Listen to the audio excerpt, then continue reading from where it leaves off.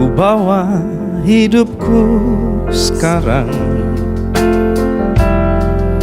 ke tempat kudus-Mu Tuhan.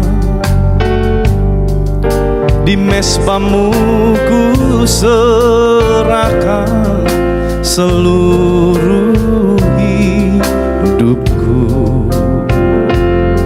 Penuhi kami Tuhan, penuhi hatiku sekarang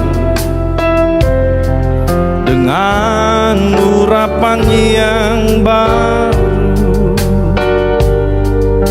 agar aku lebih lagi mendengar suara-Mu. Katakan, jadikan kami Tuhan, jadikan aku Tuhan, rumah doa-Mu, agar semua suku bangsa datang menyembah-Mu. Jadikan aku Tuhan, rumah doa-Mu, agar semua suku bangsa datang menyembah-Mu. Siapa yang rindu jadi rumah doanya Tuhan? Lambaikan tangan tinggi-tinggi. Saudara, hari ini kita mau belajar satu topik firman Tuhan yang saya beri judul adalah Be careful for what you ask for. Kita perlu berhati-hati dengan doa kita. Kita perlu berhati-hati dengan apa yang kita minta. Siapa yang yakin dan percaya bahwa Allah kita mendengar doa? Lambaikan tangannya. Saya pun sangat yakin. Maka dari itu kalau kita tahu bahwa Allah kita adalah Allah yang mendengar doa dan menjawab doa, kita harus belajar bagaimana berdoa yang tepat. Nah, hari ini kita mau belajar dari satu kisah di mana ada seseorang yang luar biasa, seorang raja yang dahsyat, tapi ternyata permintaannya mencelakakan masa depannya. Permintaannya pada saat itu dia nggak tahu, dia hanya berpikir itu yang terbaik buat dia. Tapi sayangnya ternyata apa yang terbaik buat dia malah mencelakakan generasi setelahnya. Yuk kita lihat kisah dari seorang raja, di mana Tuhan sudah menetapkan usianya, tapi ternyata dia minta perpanjangan usia. Permintaan Hizkia, Raja Hizkia kepada Tuhan. Yesaya pasal 38, ayat 1-5 saya bacakan. Pada hari-hari itu Hizkia jatuh sakit dan hampir mati. Lalu datanglah Nabi Yesaya bin Amos dan berkata kepadanya, beginilah firman Tuhan, sampaikanlah pesan terakhir kepada keluargamu. Ya, berarti sudah waktunya selesai. Sebab engkau akan mati, tidak akan sembuh lagi. Lalu Hizkia memalingkan mukanya ke arah dinding dan ia berdoa kepada Tuhan. Ia berkata, perhatikan kata-kata Hizkia, ah Tuhan, ingatlah kiranya bahwa aku telah hidup di hadapan-Mu dengan setia dan dengan tulus hati. Dan bahwa aku telah melakukan apa yang baik di mata-Mu. Kemudian menangislah Hizkia dengan sangat. Maka berfirmanlah Tuhan kepada Yesaya. Jadi Yesaya dipanggil lagi sama Tuhan. Tuhan ngomong lagi sama Yesaya. Pergi dan katakanlah kepada Hizkia, beginilah firman Tuhan Allah Daud bapa leluhurmu. Telah kudengar doamu. Saudara, kalau kita baca yang tadi, kayaknya nggak ada doa sih di situ. Di situ cuma ada kalimat, Tuhan ingatlah kiranya aku telah hidup di hadapan-Mu. Kalimat ini sebenarnya kan menuntut balas jasa ya. Tuhan, ingat ya, saya udah gini loh buat Tuhan. Saya udah lakukan ini loh buat Tuhan. Saya nggak lihat ada doanya di situ. Tapi ternyata, saudara dengar ini, apa yang mulut kita katakan mungkin berbeda dengan apa yang hati kita mau.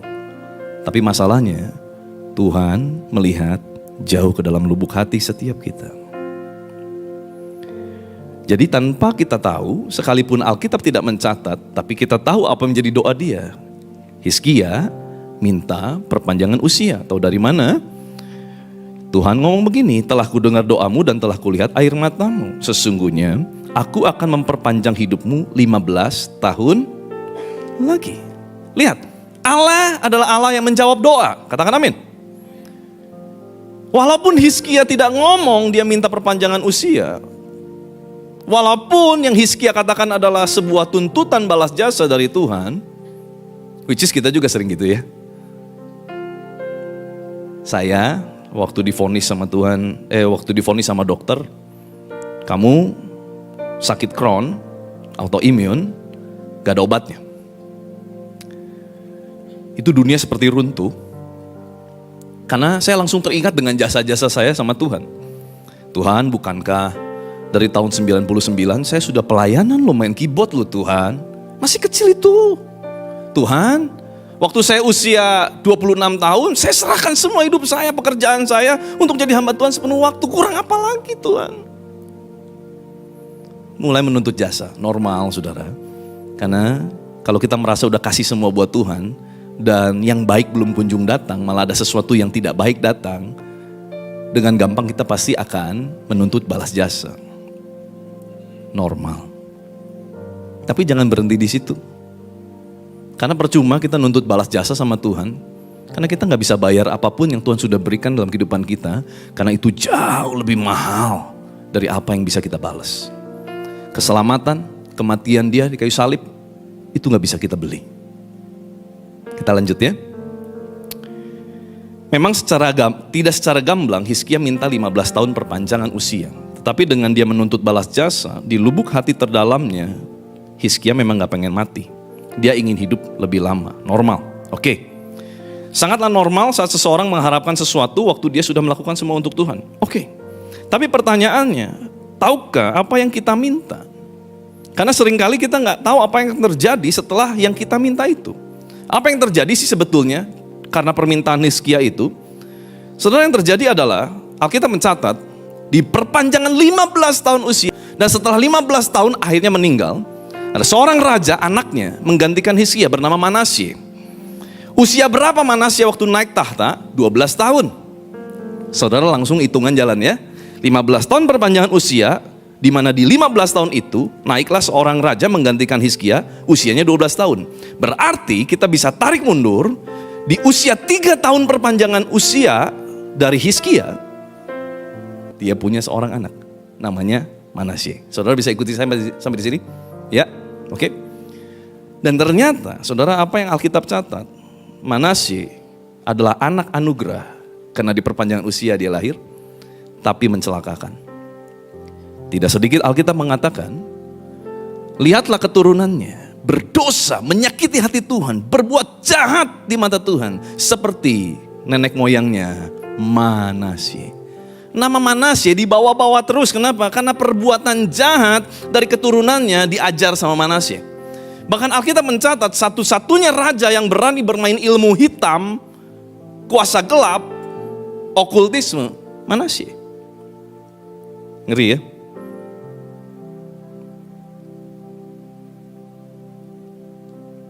Bahkan Manasye mempersembahkan anak-anaknya sebagai korban dalam api di lebak Ben Hinnom. Ia melakukan ramal, telaah, dan sihir, dan menghubungi para pemanggil arwah dan para pemanggil roh peramal. Ia melakukan banyak yang jahat di mata Tuhan, sehingga menimbulkan sakit hatinya Tuhan. Saudara, saya pernah bertanya-tanya waktu papa saya dipanggil pulang di masa COVID-19.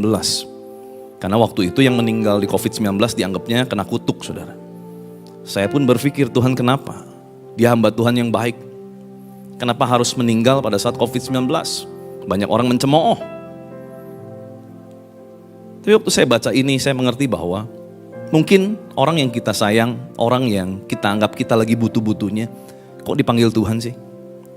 Tapi percayalah, waktu dia dipanggil, itu waktu terbaik. Memang itu waktunya Tuhan. Tidak boleh disesalkan. Kenapa? Karena ini lihat, begitu diperpanjang usianya, malah petaka datang. Tapi saudara, sekalipun malapetaka datang, Tuhan dapat mengubah yang buruk menjadi baik. Katakan amin. Buktinya apa? Kalau kita tarik garis keturunan Tuhan Yesus Kristus, kita akan temukan nama Manasye ada di sana. Jadi Tuhan Yesus itu keturunan dari Manasye. Artinya apa? Alkitab mencatat sekalipun terjadi sesuatu yang chaos, terjadi sesuatu yang buruk, di satu sisi kedaulatan Allah mengatasi segala sesuatu. Tuhan tetap dapat mereka-reka yang baik dalam kehidupan kita. Hari ini mungkin kita salah ambil keputusan. Hari ini mungkin kita pernah melakukan kesalahan yang fatal. Dan mungkin hari ini kita terima konsekuensi yang gak enak. Tapi kalau kita belajar hari ini, sekalipun Hizkia berdoa sesuatu yang mendatangkan celaka, Tuhan dapat mengubahnya menjadi suatu kebaikan. Oke, kita terusin saudara ya. Saya mau bahas lebih kepada hal ini, karena ini tadi saya nggak sempat bahas di ibadah yang pertama, saya akan bahas di ibadah yang kesini. Oke. 2 Tawarik 32 ayat 27 sampai 31. 2 Tawarik 32 ayat 27 sampai 31. Tapi saya mau beri penekanan pada ayat ini. Hezekiah, ya dalam terjemahan The Message, Hezekiah ended up very wealthy and much honored. Jadi di matinya Hizkia menjadi orang yang sangat kaya dan sangat-sangat dihormati. God saw to it that he was extravagantly rich. Kalimat berikutnya dikatakan, God left him on his own to see what he would do. He wanted to test his heart. Saudara, tolong mengerti ini, di mana bisa aja Tuhan memberkati hidup kita. Seperti Hizkia, dalam perpanjangan usianya, Tuhan memberkati dia. Tetapi kemudian ini yang penting. Be careful for what you do when you can do everything you want. Saya ulang ya, pelan-pelan. Be careful for what you do when you can do everything you want. Saat engkau sudah diberkati, engkau rasa engkau bisa lakukan semua yang kau mau, be very careful. Kenapa? Karena mungkin di situ adalah momen di mana Tuhan sedang menguji hatimu. Menarik sekali, generasi sekarang ternyata tidak setuju, banyak yang tidak setuju dengan kata Tuhan menguji hati. Satu kali saya follow seorang influencer yang cukup terkenal di Indonesia. Dan dalam story-nya dia memberikan sebuah pertanyaan. Apakah kamu masih setuju, ya story-nya tulisnya begini, ini polling. Apakah kamu masih setuju bahwa Tuhan menguji manusia?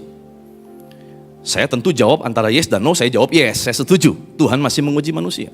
Waktu saya jawab yes, maka muncullah di sana hasil surveinya kan. Berapa orang yang yes, berapa orang yang no. Ternyata saya kebagian dari 40% yang yes dan ada 60% yang katakan no. Lihat bagaimana generasi ini berpikir bahwa sesuatu yang logika itu lebih tinggi daripada yang Alkitabiah. Padahal Alkitab jelas mencatat, bahkan sampai di perjanjian baru pun Alkitab tetap mencatat bahwa Tuhan menguji hati. Bahkan dalam kitab Wahyu 2 ayat 23, saudara catat aja secara cepat. Dan anak-anaknya akan kumatikan dan semua jemaat akan mengetahui bahwa akulah, kata Tuhan, yang menguji batin dan hati orang. Dan bahwa aku akan membalaskan kepada kamu setiap orang menurut perbuatannya. Lihat, Tuhan sampai kitab Wahyu masih menguji hati manusia. So, saudara perlu hati-hati. Saudara berdoa, saudara minta diberkati. Dan saudara diberkati berlimpah-limpah. Dan saudara bisa lakukan semua yang kau mau lakukan. Please be very careful. Kenapa? Karena bisa saja Tuhan sedang menguji hatimu. Tuhan mau lihat karaktermu. Apakah karaktermu waktu engkau dibiarkan melakukan semua yang kamu mau masih seperti apa yang Tuhan mau? Saudara dengar ini, suara terbanyak belum tentu mewakili suara Tuhan. Suara terbanyak belum tentu mewakili suara Tuhan. Waktu saya ikut polling itu, 60% lebih berkata Tuhan tidak menguji lagi hati manusia. Dengar suara terbanyak, suara bising yang ada sekelilingmu belum tentu mewakili suara Tuhan. Pilihlah suara siapa yang kita mau dengar. Saya mendorong saudara memilih firman Tuhan lebih dari suara logika. Saudara, kita mau bahas tentang apa yang terjadi dalam kehidupan Hizkia sih. Sebetulnya kalau kita lihat, kita bisa belajar ada dua jenis kehendak Allah. Ya, ada the perfect will of God, ada the permissive will of God. Nah, kita akan banyak kupas tentang ini. Apa hubungannya? Karena ini berhubungan erat dengan kisah yang tadi kita baca tentang Raja Hizkia. The perfect will of God, satu rencana yang sempurna yang Tuhan memang sudah persiapkan dalam kehidupan setiap manusia. Tetapi kita akan lihat bahwa ternyata rencana hidup Tuhan buat umat manusia, jadi the perfect will of God itu bisa dibagi lagi jadi dua. Yang pertama, the perfect will of God to all humans being, untuk semua umat manusia. Apa perfect will of God kepada semua umat manusia? Ada tiga. Yang pertama adalah Tuhan mau setiap orang diselamatkan. Salvation. Salvation, keselamatan melalui Kristus Yesus adalah the perfect will of God to all the humans. Semua umat manusia yang percaya kepada nama Yesus, mereka akan diselamatkan. Itulah the perfect will of God yang pertama kepada seluruh umat manusia. Yang kedua, supaya setiap orang yang percaya kepada Kristus disucikan, dimurnikan. Ini bicara mengenai proses sanctification dalam kehidupan orang percaya. Ini the perfect will of God. Maka saudara kalau dimurnikan hari-hari ini, puji Tuhan, kenapa? Because ini adalah the perfect will of God untuk kita dimurnikan, disucikan hari lepas hari untuk menjadi pribadi yang lebih baik serupa dengan Kristus. Dan yang ketiga, the perfect will of God untuk seluruh umat manusia adalah supaya setiap orang yang sudah percaya dimuliakan, mengalami kehidupan kekal bersama dengan Kristus, kita memerintah selama-lamanya. Katakan amin. Ini adalah the perfect will of God. Tetapi saudara, ada juga the perfect will of God untuk diri pribadi, secara spesifik kepada setiap pribadi-pribadi kita. Ada tiga saja kita mau bahas the perfect will of God. Pak, saya mau dong ada di dalam perfect will-nya Tuhan. Saya gak mau ada di second-nya, gak mau, saya mau yang pertama, yang terbaik. Oke. Kalau kita mau ada di dalam the perfect will of God, kita perlu mengerti tiga konsep ini. Yang pertama, rancangannya di atas rancanganku. Saya ulang, rancangannya di atas rancanganku. Mudah didengar, sulit untuk dilakukan. Ya. Yesaya 55 ayat 8 sampai 9, terjemahan The Message dikatakan, I don't think the way you think. Tuhan berkata, aku tidak berpikir seperti kamu berpikir. The way you work isn't the way I work. Caramu bekerja bukan caraku bekerja, kata Tuhan. God's decree, ketetapan Tuhan. For as the sky soars high above earth, so the way I work surpasses the way you work. And the way I think is beyond the way you think. Bagaimana caraku di atas caramu, jauh melampaui dari apa yang dapat kamu pikirkan. Maka kita mengerti bahwa pikirannya bukan pikiranku. Sama-sama dengan saya katakan, pikirannya bukan pikiranku. Goalnya bukan goalku. Belum semua, goalnya bukan goalku. Saudara, gak gampang loh ini. Kenapa? Kalau bicara pikirannya bukan pikiranku, yang kau pikirkan kalau hari ini kira-kira yang bisa tolong aku dari posisi kelilit utang adalah keluargaku yang paling kaya, percayalah itu pikiranmu, bukan pikiran Tuhan. Yang kamu pikir bahwa kalau hari ini saya mau sukses, maka Tuhan harus pertemukan saya dengan orang yang bisa membawa saya naik, yaitu orang yang punya banyak uang. Itu pikiranmu, bukan pikiran Tuhan. Karena Tuhan dapat mengangkat kita justru dari orang-orang yang mungkin bukan siapa-siapa. Seringkali the way we think, our thought, pikiran kita bukan pikiran Tuhan. Goal kita seringkali bukan goal Tuhan. Goalku, sini yang masih jomblo, boleh angkat tangan, masih jomblo? Wah, sedikit ya. Coba angkat tangannya tinggi-tinggi. 1, 2, sedikit banget. Aduh, padahal itu kesempatan bagus, saudara. Waktu angkat tangan, saudara lirik kanan kirinya. Lebih baik cari di rumah Tuhan dari di rumah yang lain, saudara. Ya sudah, kesempatannya sudah lewat, saudara ya. Nanti di bawah, di Honek Lounge saja kita teruskan, saudara ya. Seringkali, kemarin saya baru konselingin. Seorang remaja lah ya yang lagi pacaran. Pastor, tapi kan saya pengennya jodoh tuh yang yang ganteng, yang tinggi, yang badannya bodybuilding, bagus gitu ya, elemen gitu kan.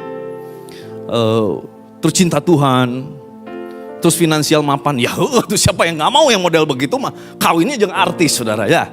Memang begitu kan, masalahnya artis juga kan tetap nggak sempurna.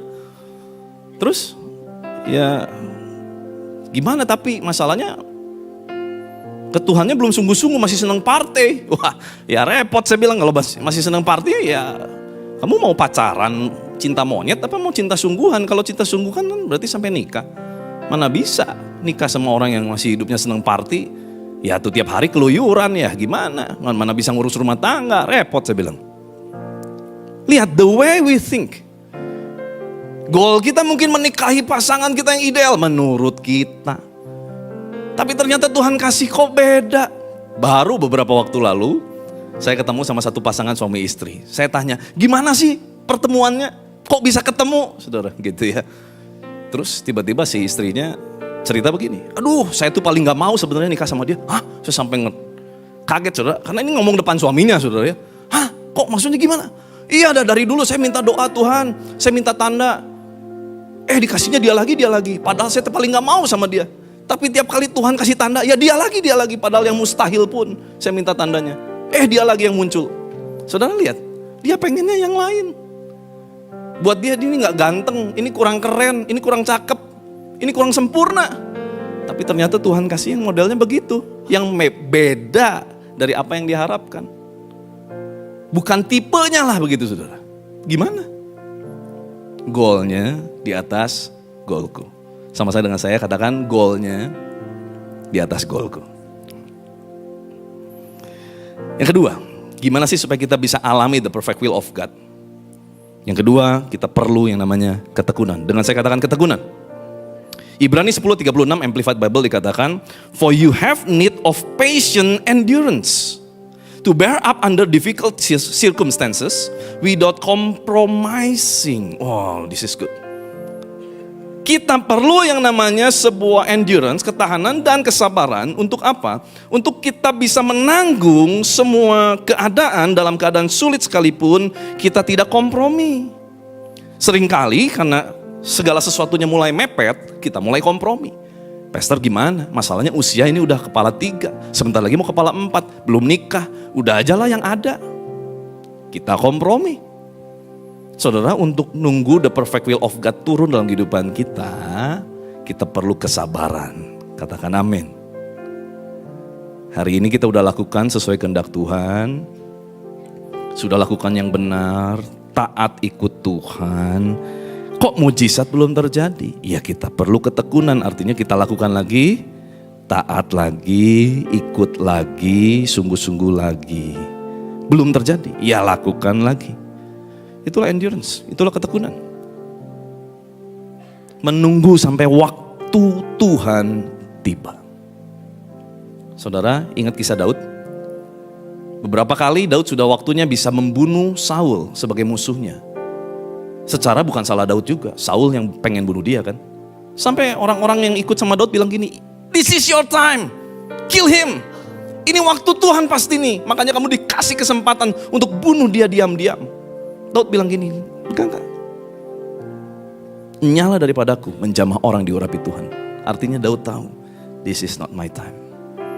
Sekalipun circumstancesnya rasanya sudah tepat, tapi secara hati terdalam ada Roh Kudus. Dia tahu, this is not the time. Mungkin ini waktu yang tepat, tapi bukan waktunya Tuhan. Waktu tepat menurut pandangan manusia, belum tentu waktunya Tuhan. Serahkanlah kepada Tuhan apa yang menjadi waktunya Tuhan untuk bisa dikerjakan dalam kehidupan kita. Dan saudara, yang lebih baik seringkali lebih sulit, betul? Setuju? Yang lebih baik lebih sulit, tuh tahu. Tapi kita pengen yang gampang toh.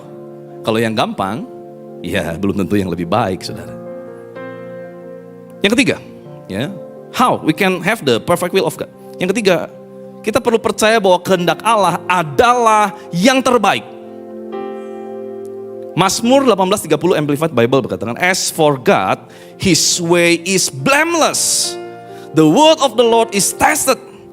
It is perfect, it is faultless. He is a shield to all who take refuge in Him. Bagi Allah, His way, jalannya blameless. Gak bisa disalahin. Kenapa? Sempurna. Bukan berarti gak melalui masalah. Tetapi waktu kita lihat dari segala segi, kita hanya akan temukan, benar, ini waktunya Tuhan. Tuhan tahu yang terbaik. Sekalipun awalnya mungkin waktu di jalan ini gak pas Tuhan. Gak pas ini waktunya. Tapi waktu kita lihat lagi setelah kita jalanin, kita akan temukan, benar ya, yang kemarin itu memang waktunya Tuhan dan itu yang terbaik. As for God, His way is blameless. The word of the Lord is tested. Firman-Nya diuji berkali-kali dan teruji, tidak salah, tanpa kesalahan. Dialah gunung batu, perlindungan, perisai bagi setiap mereka yang percaya kepadanya. Saudara, God knows the best, but you have to work your faith. Tuhan tahu yang terbaik, ya. Tuhan mau yang terbaik, ya. Tapi kita harus lakukan bagian kita apa? Work your faith. Bukti dari iman adalah perbuatan. Iman tanpa perbuatan kosong. Kalau kita berkata, Tuhan, aku mau ikut the perfect will of God, then we have to wait. Kita harus berani menunjukkan dengan cara apa? Sabar menunggu, percaya penuh. Tapi Pak, bisa gak seseorang melakukan kesalahan? Bisa? Sangat bisa. Terus kalau udah salah, pernah gagal ambil keputusan, apalagi keputusan penting Pak, gimana dong? Kita akan masuk dalam the permissive will of God. Permissive will of God adalah apa yang Tuhan izinkan. Saudara, yang kita perlu take note adalah the fact that He permits something does not mean it is His will. Sesuatu yang Tuhan izinkan bukan berarti adalah keinginannya Tuhan. Sama seperti Hizkia, waktu Tuhan sudah berkata, umurmu selesai, itu perfect will of God. Tetapi dia minta perpanjangan usia. Ya Tuhan berikan permisifnya, Tuhan berikan permisinya. Oke, kalau gitu. Tetapi ada konsekuensinya. Dan konsekuensinya sangat berat. Saudara, kalau kita memang sudah ada di dalam permisifnya Tuhan, toh semuanya juga diizinkan terjadi, sampai hari ini kita masih ada. Tapi masalahnya yang sudah dilalui sama kita berantakan. Kita harus gimana dong? Saudara, 3 hal kita perlu belajar. 1, konsekuensi yang harus ditanggung harus dijalani dengan tabah. Dalam setiap hal yang kita lakukan salah, kita gak bisa ulangi. Yang lalu sudah berlalu. Tetapi masalahnya bukan berarti masa depanmu hancur. Masa depan tetap ada. Karena di dalam Kristus, masa depan sungguh ada. Dan Tuhan mau memberikan masa depan yang penuh dengan pengharapan. So, sekalipun saudara pernah salah, melakukan hal yang sangat konyol yang kau pernah lakukan dan kau terngiang-ngiang kayaknya, kenapa gue ambil keputusan itu? Kau menyesal sampai hari ini, berhenti. Penyesalanmu lebih baik berhenti sampai hari ini dan mulai tatap masa depan, pikirkan apa yang mau dilakukan untuk masa depan. Yang lalu kita gak bisa ubah, saudara. Sudah aja. Kita pernah melakukan kesalahan semua. Ada konsekuensi kita harus tanggung, jalani dengan tabah. Yang kedua, percaya bahwa tetap Allah turut bekerja mendatangkan kebaikan bagi setiap kita yang mengasihinya. Katakan amin. Allah akan selalu dapat bekerja untuk mendatangkan kebaikan. Tapi ingat, di sana dikatakan work together. Turut bekerja, work together. Artinya, Tuhan punya bagian, kita punya bagian. Kita harus mau lakukan bagian kita. Dan yang ketiga, kita perlu mengerti sekalipun rasanya berat banget Pak. Saya udah berusaha tabah bertahun-tahun, tapi Pak gak kuat Pak. Dengar, firman berkata, pencobaan yang kamu alami tidak akan melebihi kekuatan kita. Kalau kita lagi susah banget, banyak ucap syukur aja saudara. Karena kita tahu itu gak akan melebihi kekuatan kita. Selalu ada pengharapan. This is the theater of faith. Kita perlu percaya bahwa akan selalu ada iman-iman yang dibangkitkan. Karena kita tahu di dalam Kristus pengharapan masih ada. Kalau Pak udah kejepit banget Pak, ini harus ambil keputusan cepat Pak. Mana sempet Pak berdoa Pak, ini udah di depan mata Pak, saya harus putusin. Tuhan belum ngomong gimana? Nah, 2 kunci ya, saya tutup dengan ini. Pertama, sebetulnya apa yang kita pikir harus atau sesegera mungkin atau urgent banget, belum tentu harus sesegera itu. Biasanya gak se-urgent itu sih. Cuman karena mungkin ada desakan-desakan aja, kita merasa itu jadi semakin urgent, padahal belum tentu. Kalau bisa, mundur 1 langkah untuk tetap berdoa dulu. Minimal kita berdoa dulu. Sama-sama saya katakan berdoa dulu. Tapi Pak, benar-benar gak bisa Pak. Ini betul-betul betul-betul harus diputuskan. Oke, yang nomor 2 kita belajar. Jika memang harus segera, nggak bisa ditunda, lakukan yang menjadi prinsip firman Tuhan. Lakukan kebenaran dan prinsip keadilan dalam firman Tuhan. Putuskan berdasarkan kebenaran firman Tuhan. Kenapa? Karena Tuhan pasti tidak akan bertentangan dengan firman-Nya. Kalau udah mendesak banget harus cepat ambil keputusan. Oke, take it. Tapi resikonya bagaimana? Ambil keputusan sesuai dengan firman Tuhan. Maka kamu ada di dalam garansinya Tuhan. Saudara, kalau kita nanggung sendirian berat, kamu gak akan sanggup. Biar saya aja, kata Dilan. Coba kanan kirinya katakan, kamu gak akan sanggup. Saudara, saya sangat yakin dan percaya, sekalipun hari ini kita pernah melakukan kesalahan, that's fine. Semua orang melakukan kesalahan. Pak, kalau gitu saya nggak punya lagi kesempatan untuk bisa terima the perfect will of God. Yang sudah berlalu ya sudah. Memang kita nggak bisa. Ada konsekuensi yang kita harus tanggung, kita jalani dengan tabah. Ada resiko yang kita harus jalani, it's okay. Ada malu yang mungkin kita harus tanggung sampai hari ini, it's okay. Ya sudah, kita jalani. Tetapi saudara, di depan kita masih bisa mendapatkan the perfect will of God. Karena Tuhan selalu pengen yang terbaik dalam kehidupan kita. Kasih tepuk tangan yang meriah buat Tuhan Yesus. Saudara, yuk bangkit berdiri, saya selesai. Mari ambil waktu sejenak, renungkan kembali firman Tuhan ini.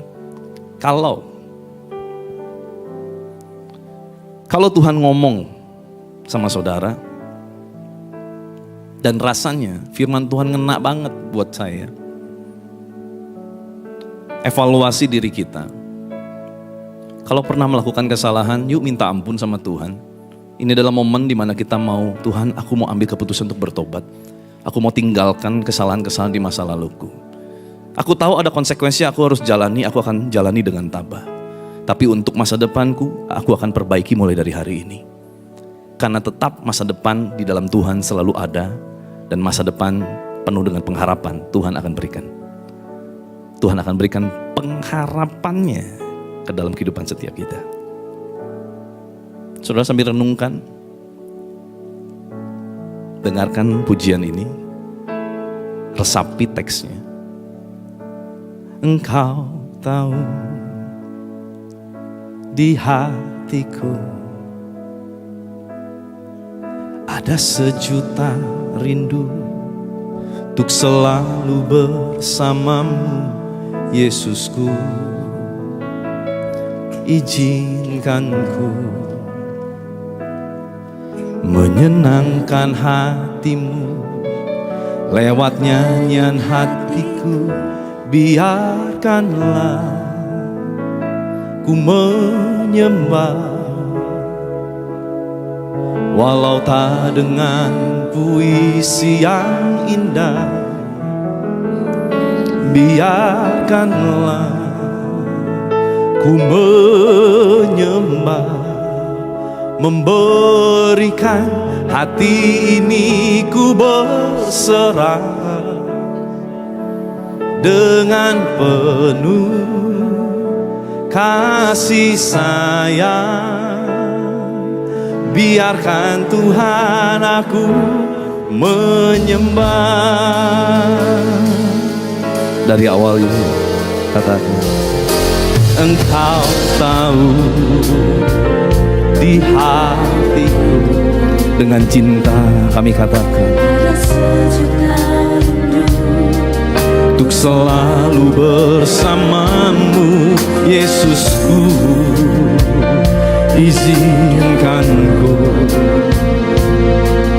menyenangkan hatimu lewat nyanyian hatiku. Biarkanlah ku menyembah, walau tak dengan puisi yang indah. Biarkanlah ku menyembah, memberikan hati ini ku berserah dengan penuh kasih sayang. Biarkan Tuhan aku menyembah. memberikan dari hatimu. Biarkanlah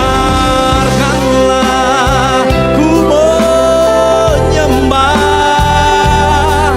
walau tak dengan puisi yang indah. Biarkanlah ku menyembah, memberikan hati ini ku berserah dengan penuh kasih sayang. Biarkan Tuhan aku menyembah. Izinkan semua mata terpejam. Mungkin engkau pernah dikecewakan di masa lalumu, sampai hari ini engkau begitu membekas. Mungkin kau pernah melakukan kesalahan di masa lalumu, sampai hari ini engkau merasa bersalah. Sampai hari ini engkau merasa terintimidasi dengan kesalahan keputusan di masa lalu. Mungkin ada di antara engkau yang berkata, aku udah gak layak dapat yang terbaik dari Tuhan. Saudara dengar, waktu Yesus mati di kayu salib buat kamu, itu artinya Tuhan mau menukar semua yang buruk menjadi baik dalam hidupmu. Mungkin bukan Tuhan gak mau, tapi engkau sedang menghukum dirimu. Dan terlalu lama engkau menghukum dirimu atas kesalahan di masa lalumu. Kau menghukum dirimu dengan rasa kecewa yang berlarut-larut. Karena kesalahan-kesalahan di masa lalu, mungkin orang bikin kesalahan juga dalam hidupanmu, dan kau simpan itu sebagai kecewa. Berkali-kali Tuhan mau engkau disembuhkan, dipulihkan dari semua keadaan hatimu yang terluka. Tapi engkau berkata mungkin sama Tuhan, Tuhan gak bisa, ini terlalu berat. Biarlah di momen ini serahkan itu sama Tuhan. Izinkan Tuhan mengambil alih semua hidupmu, kecewamu, kesalahanmu di masa lalumu. Izinkan Tuhan ambil alih semuanya itu. Ya, mungkin hari ini ada konsekuensi yang harus kita jalani dengan tabah. Tapi dengar ini, Tuhan tidak menghukummu lagi. Tuhan sudah membebaskanmu. Tuhan mau kamu alami yang terbaik di masa depanmu. Dan mulai dari hari ini untuk seterusnya, terimalah anugerah Tuhan di dalam nama Tuhan Yesus Kristus. Katakan kepada jiwamu, katakan kepada dirimu, Tuhan mau aku alami yang terbaik. Tuhan mau aku alami yang terbaik. Masa depanku aman di dalam tangan Tuhan. Masa depanku aman di dalam tangan Tuhan. Makasih Tuhan, firman-Mu sudah hamba-Mu selesaikan. Hamba-Mu sangat terbatas. Engkau Allah yang tidak terbatas.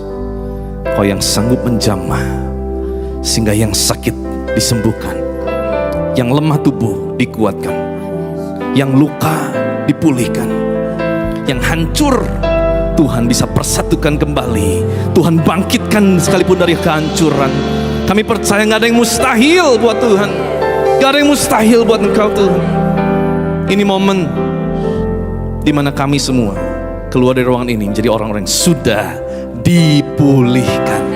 Terima kasih Bapak, terima kasih.